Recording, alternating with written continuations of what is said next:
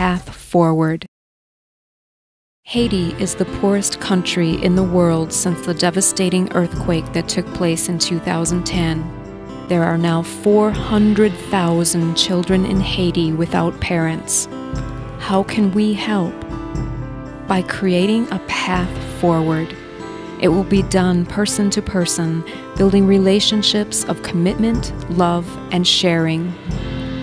The poverty of the people is not just misfortune. It is the result of hundreds of years of oppression and aggression against the Haitian people. From Columbus to slavery, to trade embargoes, to occupations, to the ongoing problems of corruption and poorly executed international aid, forces of greed and hatred have beaten down Haiti's efforts.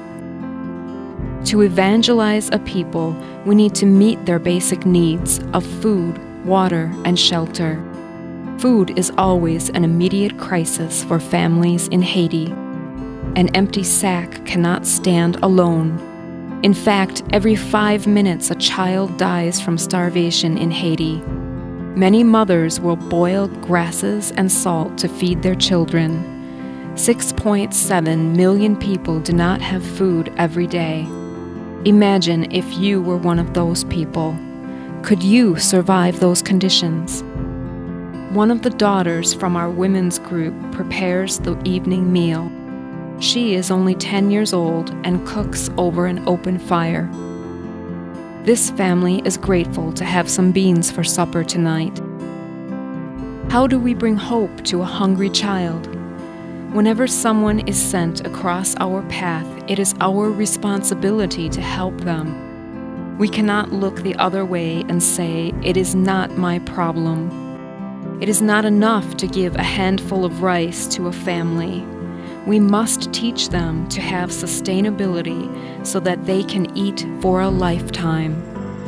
Trinity School in Jacmel and our Mothers Program will provide the path forward for these families. Women are the backbone of the family. They follow a path that has day-to-day hardships. The mothers and their families spend the largest part of their days in survival mode. Everything is hard in Haiti. Sometimes they walk miles to a water source. Washing clothes is back-breaking work in the hot sun, and their only relief is standing in the coolness of the water. They break up the soap they have purchased in the marketplace for $1 per stick and make a ball of soap. Clothes are laid out on the rocks to dry in the hot sun while they continue to wash the rest of their clothes. Clothes are carried back and forth on their heads. There is a city dump on the other side of the river. The smoke rises from the burning garbage. A pig searches for food. The smells are horrific. You see young and old women carrying heavy loads on their heads, even bags of charcoal. The river is used for washing cars, motorcycles, bathing, and drinking. The mothers teach their children to sleep on their stomachs so they do not feel the pain as much. Sometimes they only have a dirt floor.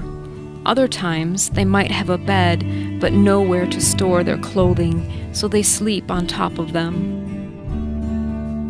Haitian families will do whatever it takes to save their children from starvation. 50% of the people earn less than $1 a day. Could your family survive these conditions? The fathers and mothers and young people need job opportunities so they can earn a living.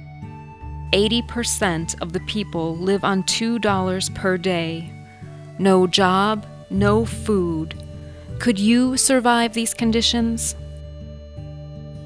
Cabrini's Haiti Outreach Ministry has formed 2 mothers groups that are comprised of 30 mothers at Trinity School. We are hopeful the women can generate some income by teaching them skills. They have learned to crochet with plastic bags and with yarn that we provide for them. We paid a Haitian teacher to teach them skills. Now we are hopeful to market their crocheted items so they can sustain their families with food and clothing. Many of the families don't own the house or the land and need to pay rent. We helped one of our mothers this last year by providing a job for her to clean the school, and she was able to earn the rent for the land her house is on. But there are 29 other women in our groups, and many more that want to join this program. These women are so grateful for the little we have been able to do for them in the past years. They know we are committed to them and their children, and that we will not abandon them. This past spring, we saw the joy in their eyes when they interacted with the Bible study teachers, and it brought tears to our eyes. We have come so far in a little time and without a facility. Imagine what we could do if we had the outreach center. Once the center is complete, we will have jobs for St. Joseph graduates and for the families of the children enrolled at Trinity School.